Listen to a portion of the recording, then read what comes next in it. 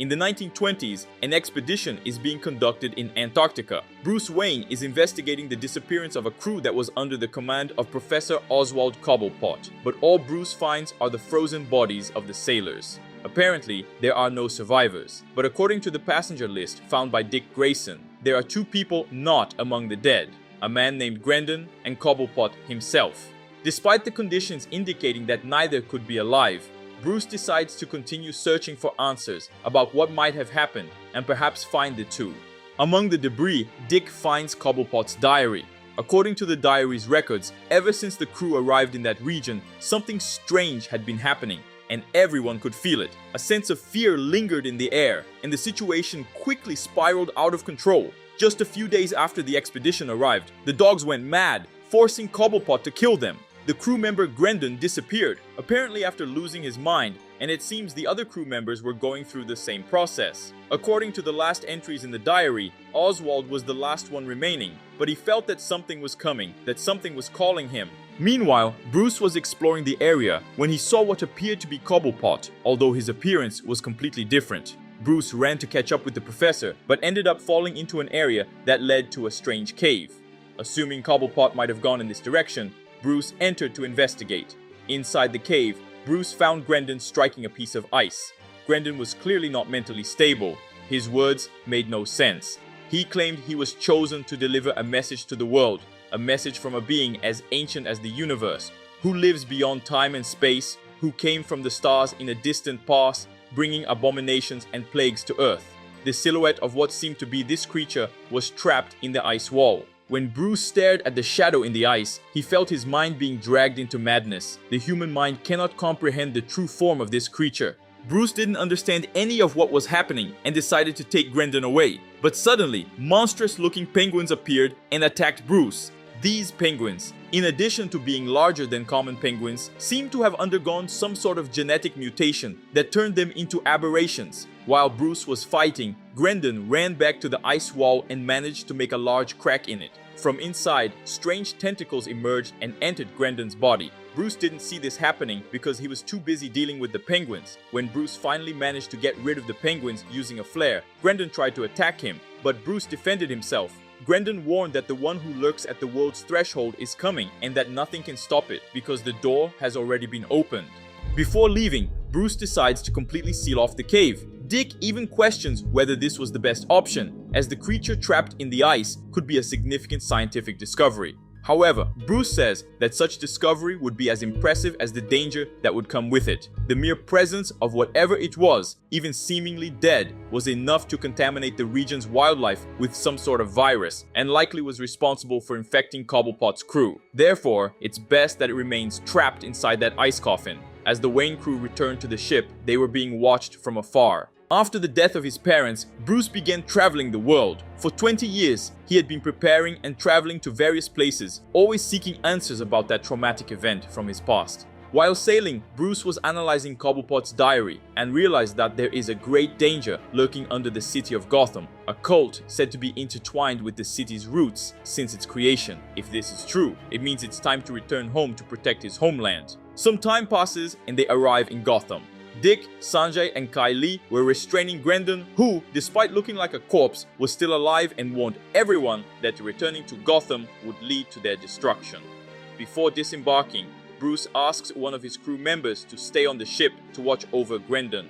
It's risky to take him off the ship since they don't know if he is really infected and if this virus is contagious. As a precaution, it's better to keep him confined on the ship. Sanjay will be responsible for taking care of Grendon while the others return to Wayne Manor.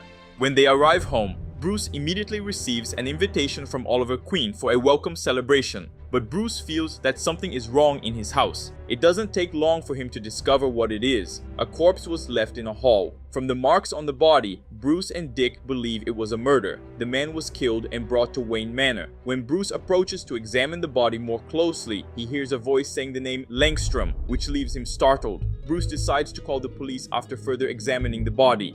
At night, Bruce was preparing for dinner with Oliver when, outside his house, a strange man was standing, looking at the window where Bruce was. The man introduces himself as Jason Blood, But the reflection in his mirror shows Bruce that this man is not exactly who he claims to be. Jason reveals that he knows a lot about Bruce, about the murder of his parents, and about his journey around the world to improve his body and mind, intending to return to Gotham and create a new legacy for the Waynes, the legacy of the Bat. Jason says that Bruce's return to Gotham has set the gears that control this city into motion. Jason gives Bruce 3 warnings. The first is that he will need to find 2 spirits, one shrouded in bats and the other in flames. The second warning is that Bruce Wayne must die and, through death, become himself. The final warning is that before Gotham can be saved, it must first be reduced to ashes. Bruce doesn't understand a word Jason said to him, and they end up arguing. In the middle of the fight, Jason reveals his true form, a demon from hell named Etrigan. He tells Bruce that he is not his enemy and that when the time comes, they will meet again. After this, Etrigan leaves. At Oliver Queen's mansion, he and Bruce reminisce about the old times. Harvey Dent, the current mayoral candidate, also appears. The 3 of them are childhood friends. During the conversation, Bruce asks about Langstrom. According to Harvey, Langstrom was a biologist at a university in Gotham who developed an almost pathological obsession with bats, even believing he was one of them. After this, Bruce decides to investigate Professor Kirk Langstrom more thoroughly. Later that same night, Bruce goes to Langstrom's apartment. Some corrupt police officers are at the crime scene, looking for something valuable to take before Commissioner Gordon arrives, but Bruce quickly takes them down. While searching for clues, Bruce realizes that Langstrom's studies were not simple scientific experiments. Inside a false floor, Bruce finds the professor's diary. According to Langstrom's records, he mentions that an evil is coming to this world. Despite his words not making much sense, Langstrom claims that bats are creatures that can see beyond human comprehension, and somehow Langstrom could understand them. He warned that an entity living beyond reality is coming to this world, eager to devour humanity. A group called the Cult of Ghoul has spent centuries working to unlock the door that keeps the entity out of this reality, but now the time is approaching. To complete their plans, this cult needs a book called the Testament of Ghoul. Only the knowledge contained in the pages of this book will allow them to open such doors. Langstrom's diary reminds Bruce of Cobblepot's diary, which also mentioned a testament hidden in Gotham. At this point, even though Bruce doesn't believe everything written in both diaries, it's no coincidence that they are talking about the same thing. So, he will need to find this book and keep it protected from whoever this cult may be. From afar, Bruce is watched by a woman. At Gotham University, the woman who was observing Bruce earlier appears. This is Talia Al Ghul, and she came there to retrieve the testament that was being kept with Cobblepot's belongings. However, Bruce is also nearby and shows up to stop Talia. But things are getting increasingly strange for him. The university professor transforms into a fire monster and starts attacking him.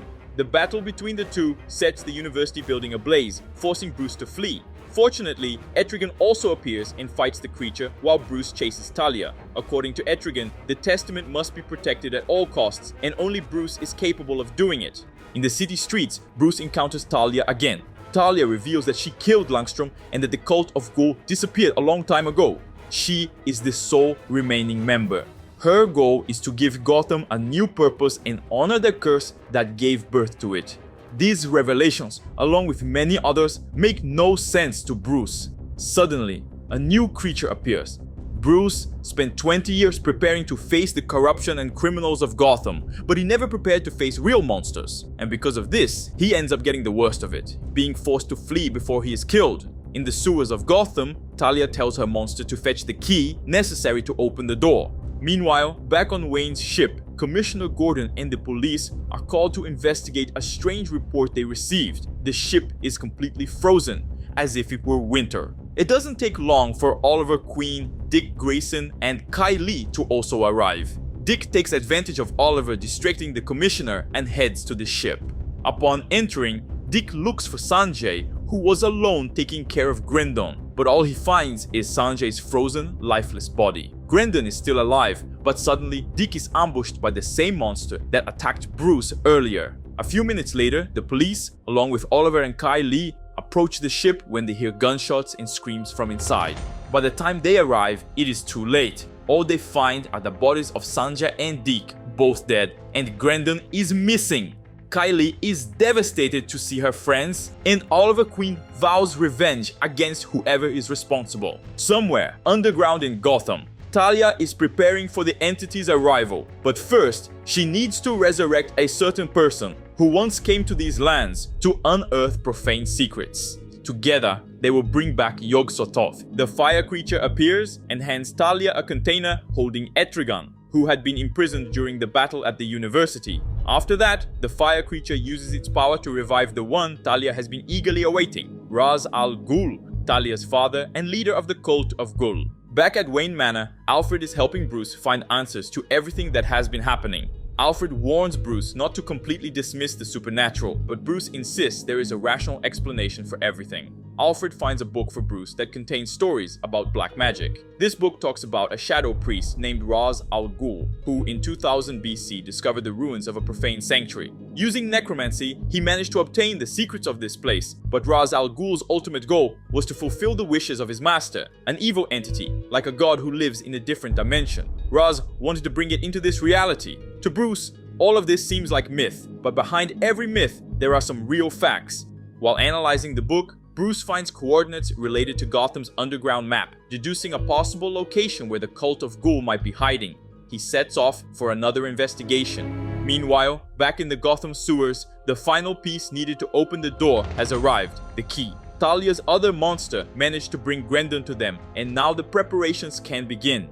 At Wayne Manor, Alfred receives a call from Commissioner Gordon, informing him of the recent events and the deaths of Dick and Sanjay. Bruce arrives at the location where the summoning ritual is being performed, this time prepared to face his enemies. Bruce interrupts the ritual, forcing Talia to fight him. The monster also appears, but now Bruce knows how to defeat it. Using a chlorine concentrate, Bruce created some grenades that, when they hit the monster, corroded its skin until nothing was left, thus ending the creature. Talia joins the fight, proving to be a much tougher opponent than the previous monster, giving Bruce a hard time. While they were fighting, they moved closer to the container holding Etrigan. Bruce seized an opportunity to steal the container without Talia noticing and then managed to immobilize her. But the ritual had already been completed. Suddenly, the entire place starts to collapse and several reptiles appear, attacking Bruce. He doesn't understand what's happening, but before he can react, the ground beneath him opens up and Bruce falls into a deep pit. He finds himself in the ruins of an ancient temple. At this moment, Gotham City starts experiencing an infestation of reptiles everywhere, creating chaos. Bruce manages to escape and returns to the city. Despite being badly injured, he remembers his past. On a certain day, Bruce was coming home with his parents when they were attacked by a man. This man claimed they were responsible for bringing the curse to Gotham. The man seemed completely unhinged and ended up causing the death of Bruce's parents. Not knowing what to do, young Bruce ran to the clock tower where he was attacked by bats. At the time, Bruce couldn't understand, but the bats spoke to him, telling him about an entity that was coming. The bats showed Bruce the true form of the entity. The bats are the only ones capable of seeing it because contemplating this entity invites madness. Only the bat can stop this curse, and only Bruce can destroy this evil entity. These traumatic events resurface in Bruce's mind, but fortunately, Alfred finds him just before he collapses. In Gotham's sewers, Ra's says that Harvey Dent is the door, and now they need the key that is inside Grendon. In Antarctica, the creature trapped in the ice was Yib Nogaroth, the son of Yog-Sothoth. On that occasion, Yib planted a seed inside Grendon. This seed is the key to opening the door, but the only way to extract it is by killing Grendon, which Talia does by piercing the man's heart. A type of seed emerges from his mouth, and as Grendon's body disintegrates due to its advanced state of decomposition, a woman arises from the seed, seeking the door, seeking Harvey Dent. Back in the Batcave, Bruce now knows it wasn't a myth. Langstrom's and Cobblepot's diaries were talking about this entity, and it is real. For the first time, Bruce doesn't know what to do, and the discovery of Dick's and Sanjay's deaths only worsens his state of mind. In Gotham, Harvey Dent has won the election and become the city's mayor, but his tenure is about to be threatened. Poison Ivy approaches him to congratulate him on his victory. When she touches Harvey's hand, she leaves a mark without him noticing. Then she departs. Meanwhile, at Oliver Queen's mansion, he is preparing for a battle. He tells Kylie that soon a great evil will descend upon Gotham and only he can protect the city. The sins of the father fall upon the son is the fate Oliver carries. He tells Kylie that his father lived for over 300 years, which seems impossible, but it happened because of a pact his father made with a demon. However, over time, Henry Queen became a madman who ended up taking the lives of Thomas and Martha Wayne, Bruce's parents. Oliver's father warned his son about the coming evil, and to atone for his father's sins, Oliver decided to prepare for this moment. Kylie has no idea what Oliver is talking about, but he tells her it's better for her to leave, as the entity knows who he is and will come after him. Kylie goes seeking help. Back in the Batcave, Bruce appears to be delirious, talking to Langstrom's corpse. Bruce wants to know where the door to reality is, but only the bats can reveal the location. Langstrom is the spirit shrouded in bats that Etrigan had mentioned. Kylie arrives at the Batcave seeking help because it seems Oliver Queen has gone mad, but seeing Bruce's condition, she believes Oliver might not be the only one. Regardless, they need to get to Oliver's mansion because he is in danger. In a hospital, Harvey Dent is being examined due to an infection rapidly spreading through his body. The doctor assures him it is temporary and he will be fine, but the curse has already begun to consume the city. At the Queen Mansion, Oliver is attacked by Poison Ivy. For this fight, Oliver has prepared some arrows dipped in the blood of a saint, which he believes can kill demons. However, the battle does not go as expected, so Oliver tries something more practical by blowing up the entire place. Bruce and Kylie arrive shortly after, only to find Oliver barely alive. At least the explosion managed to destroy Ivy, one less creature for Bruce to worry about. Oliver apologizes to his friend for his father's actions. But to Bruce, Oliver lived as a good man and no longer needs to carry this burden. There is nothing that needs to be forgiven. With that, Oliver Queen dies and Bruce leaves, taking the sacred arrows with him. Meanwhile, Harvey Dent's supposed temporary infection has consumed one side of his body completely. Talia appears in Harvey's apartment. He begs her to kill him, but Talia says that Harvey still has a role to play before he dies. He needs to become the Door. The next day, Bruce finally visits the graves of Dick and Sanjay. He blames himself for their deaths and everything that has happened. If he had considered the existence of supernatural elements from the beginning, he might have been better prepared for all these events. Now, he is determined to finish what Oliver started. Kylie tells him he doesn't have to do this. They can leave everything behind. But Bruce knows he has a duty to the city and cannot turn his back on it at such a critical moment. Gotham is in flames and only the Bat can save it. Jim Gordon appears, having come at the request of his daughter Barbara. Since Bruce returned to Gotham, Barbara has been trying to contact him without success, and Jim came on her behalf. A few years ago, Barbara had a severe accident, and despite her condition, she developed skills in the occultism and is now known as Oracle. According to Jim, Barbara said that a ghost needs to speak with Bruce. Jim doesn't seem to believe much in this, but Bruce agrees to meet with Barbara that night.